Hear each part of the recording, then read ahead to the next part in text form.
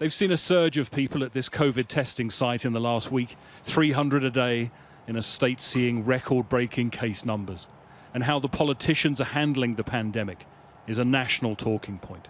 I think it's interesting to hear both sides, and I think there's pros and cons to the way different people are handling it, but it's you know, it is what it is at this point. It's a pandemic. It's really hard to tell what the truth of what's going on, so you make do with what you can, I suppose. I feel like the economy needs to reopen.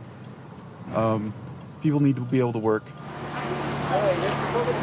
Just a mile from here is the debate stage, where the pandemic will once again dominate.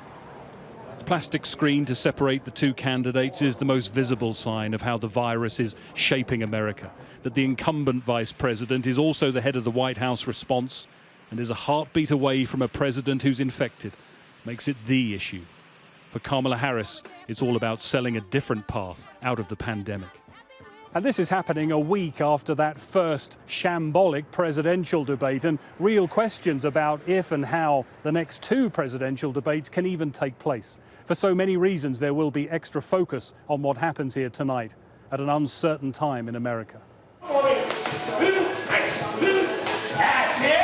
At the boxing gym, they work out those frustrations. America is an attritional place right now. Everyone sees it, and most of them are sick of it. In watching the presidential debate, I was a little devoid of hope.